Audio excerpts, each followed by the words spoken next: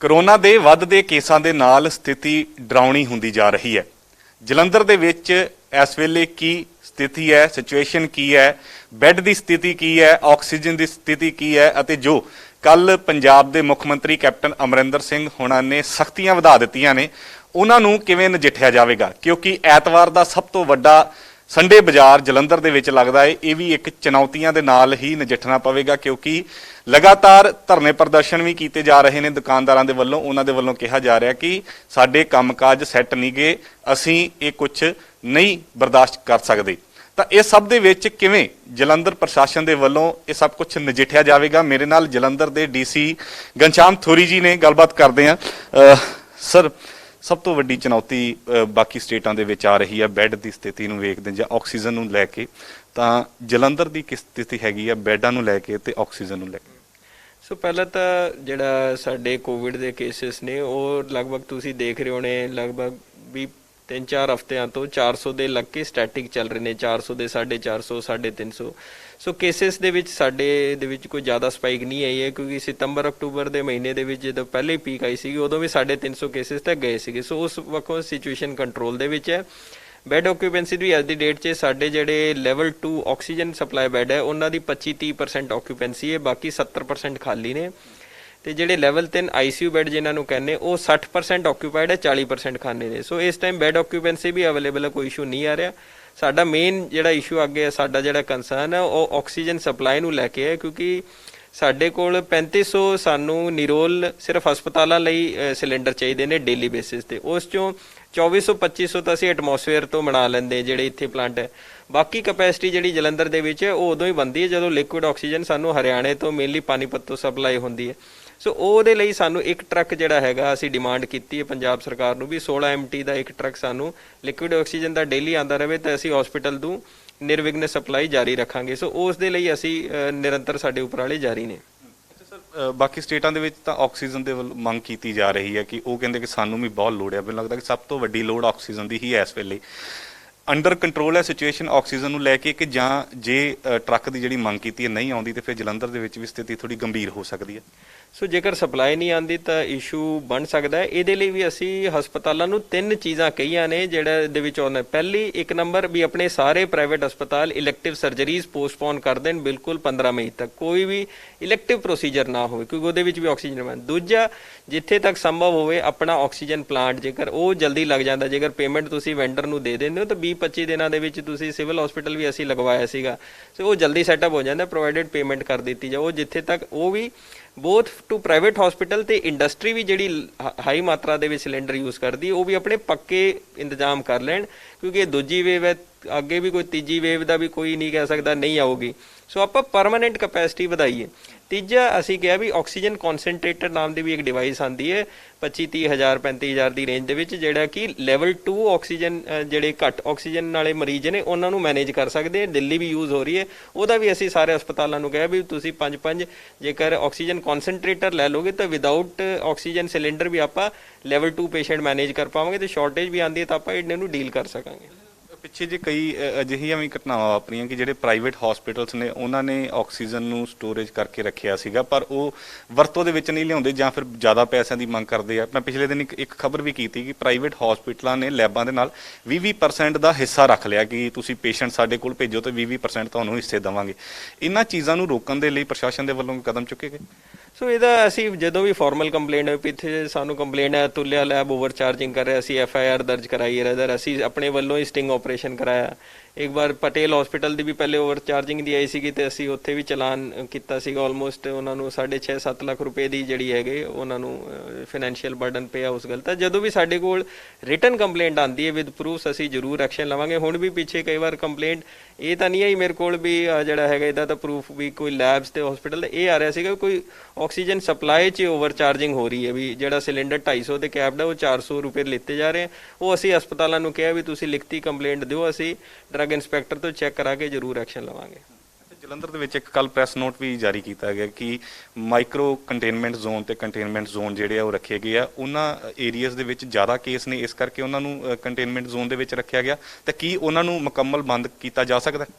ਸੋ containment zone ਤੇ micro containment zone ਦੀ definition ਇਹ ਹੈ ਵੀ ਕੰਟੇਨਮੈਂਟ ਜ਼ੋਨ 15 ਕੇਸ ਕਿਸੇ ਇੱਕ ਇਲਾਕੇ 'ਚ ਆ ਗਏ ਤੇ ਉਹਨੂੰ ਕੰਟੇਨਮੈਂਟ, ਮਾਈਕਰੋ ਦੇ ਵਿੱਚ 5 ਦੀ ਡੈਫੀਨੇਸ਼ਨ ਹੈ, 5 ਤੋਂ ਵੱਧ ਕੇਸਿਸ ਆ ਗਏ ਤੇ ਉੱਥੇ ਜਿਹੜੀ ਹੈਗੀ ਸੈਂਪਲਿੰਗ ਵਧਾ ਦਿੱਤੀ ਜਾਂਦੀ ਹੈ, ਡੋਰ ਟੂ ਡੋਰ ਸਰਵੇ ਹੁੰਦਾ ਹੈ, ਆਉਣ ਜਾਣ ਤੇ ਰੋਕ ਲਗਾਈ ਜਾਂਦੀ ਹੈ।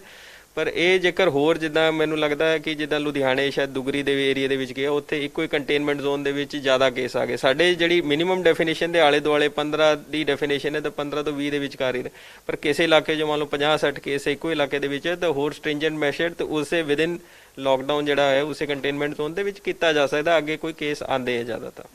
ਬਾਕੀ ਸਟੇਟਾਂ ਦੇ ਵਿੱਚ ਇਹ ਦੇਖਣ ਨੂੰ ਮਿਲ ਰਿਹਾ ਕਿ 3-4 ਦਿਨਾਂ ਦੇ ਵਿੱਚ ਜਿਹੜਾ ਕੇਸ ਪੋਜ਼ਿਟਿਵ ਆਉਂਦੇ ਨੇ, ਜਦੋਂ ਤੱਕ ਪਤਾ ਲੱਗਦਾ ਹੈ ਤਾਂ ਉਹਨਾਂ ਦੇ ਲੰਗਸ ਜਿਹੜੇ ਆ 50% ਜਿਹੜੇ ਆ ਉਹ ਖਰਾਬ ਹੋ ਜਾਂਦੇ ਆ। ਤਾਂ ਇਹੀ ਸਿਚੁਏਸ਼ਨ ਪੰਜਾਬ ਜਾਂ ਜਲੰਧਰ ਦੇ ਵਿੱਚ ਹੈ ਕੋਈ ਹਜੇ? ਜਲੰਧਰ ਦੇ ਵਿੱਚ ਵੀ ਕੁਝ ਪੇਸ਼ੈਂਟ ਸਾਨੂੰ ਸਿਵਲ ਹਸਪਤਾਲ ਆਉਂਦੇ ਹਨ, ਖਾਸ ਕਰ ਜਦੋਂ ਅਸੀਂ ਐਨਾਲਾਈਜ਼ ਕਰਦੇ ਵੀ 24 ਘੰਟੇ ਦੇ ਵਿੱਚ ਡੈਥ ਹੋ ਗਈ। ਉਹ ਜ਼ਿਆਦਾਤਰ ਪੇਸ਼ੈਂਟ ਉਹ ਨੇ ਜਿਹੜੇ ਹਾਈਪੋਕਸਿਕ, ਬਹੁਤ ਜ਼ਿਆਦਾ ਹਾਈਪੋਕਸਿਕ ਆ ਰਹੇ ਨੇ, 70% ਆਕਸੀਜਨ ਦੇ ਵਿੱਚ ਘਰੇ ਬੈਠੇ ਰਹਿੰਦੇ ਨੇ, ਡਿਲੇ ਕਰਦੇ ਨੇ, ਸੋ ਉਹ 24 ਆਵਰਸ ਦੇ ਵਿੱਚ ਡੈਥ ਹੁੰਦੀ ਹੈ।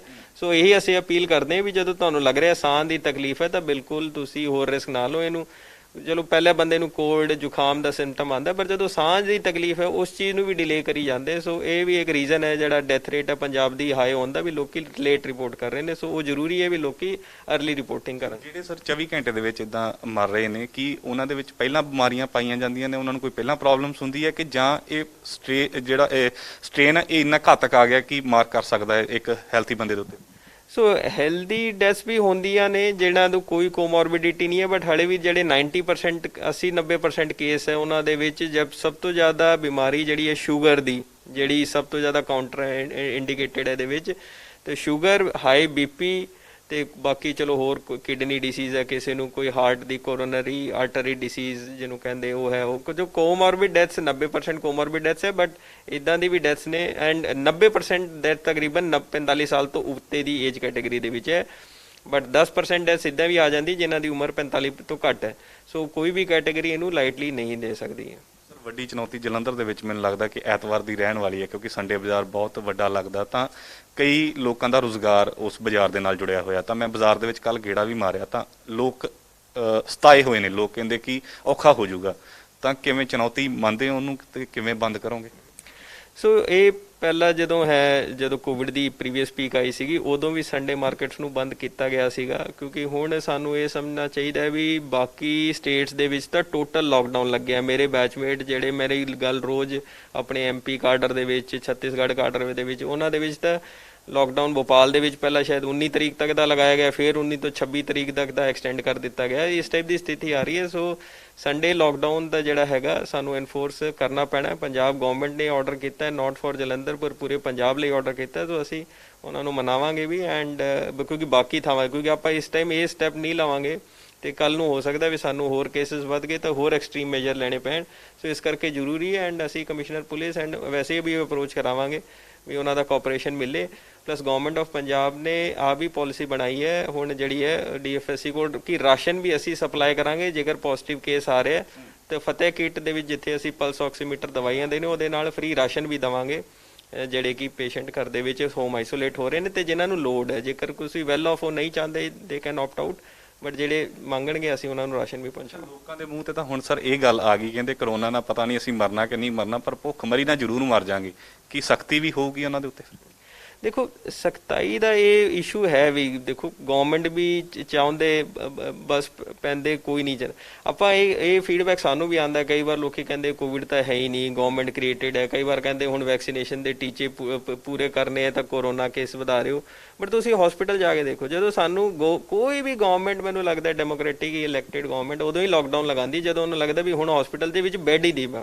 ਐਂਡ ਜਿਸ ਦਿਨ ਪ੍ਰਸ਼ਾਸਨ ਬੈੱਡ ਨਹੀਂ ਦਵਾ ਪਾਉਂਦਾ ਉਸ ਦਿਨ ਸਾਰਾ ਫੀਡਬੈਕ ਆਉਂਦਾ ਹੈ ਕਿ ਗਵਰਨਮੈਂਟ ਫੇਲ ਹੋ ਗਈ, ਇਹਨਾਂ ਨੇ ਪਹਿਲਾਂ ਲਾਕਡਾਊਨ ਕਿਉਂ ਨਹੀਂ ਲਗਾਇਆ, ਇਹਨਾਂ ਨੇ ਪਹਿਲਾਂ ਇਹ ਕਿਉਂ ਨਹੀਂ ਕੀਤਾ। ਉਸ ਤੋਂ ਪਹਿਲਾਂ ਸਾਰੇ ਕਹਿਣਗੇ ਜੀ ਸਖਤਾਈ ਕਿਉਂ ਕਰ ਰਹੇ ਹੋ, ਪਰ ਜਦੋਂ ਉਹ ਸਟੇਜ ਆਉਂਦੀ ਤਾਂ ਸਾਰਾ ਬਲੇਮ ਗਵਰਨਮੈਂਟ ਤੇ ਆ ਜਾਂਦਾ ਵੀ ਤੁਸੀਂ ਪਹਿਲਾਂ ਕਿਉਂ ਨਹੀਂ ਸਖਤਾਈ ਕੀਤੀ। ਸੋ ਇਸ ਚੀਜ਼ ਨੂੰ ਆਪਾਂ ਨੂੰ ਦੇਖਣਾ ਚਾਹੀਦਾ ਹੈ ਕਿ ਅਸੀਂ ਸਖਤਾਈ ਉਦੋਂ ਤੱਕ ਹੀ ਕਰਨਾ ਪੈਂਦੀ ਹੈ ਸਾਨੂੰ ਜਦੋਂ ਸਾਨੂੰ ਲੱਗ ਰਿਹਾ ਵੀ ਅੱਗੇ ਹੁਣ ਨਹੀਂ ਕੀਤੀ ਤਾਂ ਅੱਗੇ ਬੈੱਡਸ ਨਹੀਂ ਮੁਹੱਈਆ ਕਰਾ ਪਾਵਾਂਗੇ। And deaths without bed is the worst thing. ਅੱਜ ਬੰਦੇ ਨੂੰ ਟ੍ਰੀਟਮੈਂਟ ਤਾਂ ਮਿਲੇ, ਸੋ ਇਸ ਕਰਕੇ ਜ਼ਰੂਰੀ ਹੈ। ਐਂਡ ਸਭ ਤੋਂ ਇਹਦੇ ਲਈ ਸਾਨੂੰ ਜ਼ਰੂਰੀ ਹੈ, ਅੱਜ ਵੀ ਸਾਡੀ 30,000 ਦੀ ਕਪੈਸਿਟੀ ਹੈ ਡੇਲੀ ਦੀ ਵੈਕਸੀਨੇਟ ਕਰਨ ਦੀ, ਇਕੱਲੀ 10,000 ਵੈਕਸੀਨੇਸ਼ਨ ਲੱਗ ਰਹੀਆਂ ਨੇ, 20,000 ਦੀ ਡੇਲੀ ਕਪੈਸਿਟੀ ਖਾਲੀ ਜਾਂਦੀ ਹੈ। ਸੋ ਇਸ ਤਰੀਕੇ ਨਾਲ ਆਪਾਂ ਕਰਾਂਗੇ ਤਾਂ ਫਿਰ ਅੱਗੇ ਪੈਂਡੇਮਿਕ ਵਧਣ ਦੇ ਪੂਰੇ ਚਾਂਸ ਹੈ। ਮੈਂ BSF ਹਸਪੀਟਲ ਵੀ ਗੱਲ ਕਰ ਰਿਹਾ ਸੀਗਾ IG ਸਾਹਿਬ ਨਾਲ, ਉਹਨਾਂ ਨੇ ਕਲੀਅਰ ਕਿਹਾ ਵੀ ਸਾਡੇ ਮਰੀਜ਼ ਤਾਂ 25% ਰਹਿ ਗਏ ਪਿਛਲੇ ਵਾਰ, ਤੁਹਾਡੇ ਕਹਿੰਦੇ 350 ਤੋਂ 400 ਜਾ ਰਹੇ ਆ, 500 ਹੋਏ, ਸਾਡੇ ਜਿੰਨੇ ਮਰੀਜ਼ ਆਂਦੇ 25% ਰਹਿ ਗਏ, ਕਿਉਂਕਿ ਸਾਡੀ BSF ਦੀ ਸਾਰੀ ਫੋਰਸ ਡਬਲ ਵੈਕਸੀਨੇਟ ਹੋ ਗਈ ਹੈ। ਸੋ ਵੈਕਸੀਨੇਸ਼ਨ ਅਸਰ ਕਰਦੀ ਹੈ ਐਂਡ ਉਹੀ ਤਰੀਕਾ ਹੈ। ਹਲੇ ਵੀ ਜੇਕਰ 3 ਲੱਖ ਲੋਕਾਂ ਨੂੰ ਵੀ ਲੱਗੀ ਹੈ, ਪਰ ਜਿਹੜੇ ਡਬਲ ਵੈਕਸੀਨੇਸ਼ਨ ਦੀ ਡੋਜ਼ ਹੈ ਇਕੱਲੇ 25000 ਲੋਕ, 25000 ਲੋਕ 22 ਲੱਖ ਆਬਾਦੀ ਦੇ ਵਿੱਚ ਰਫਲੀ 1% ਬਣਦਾ।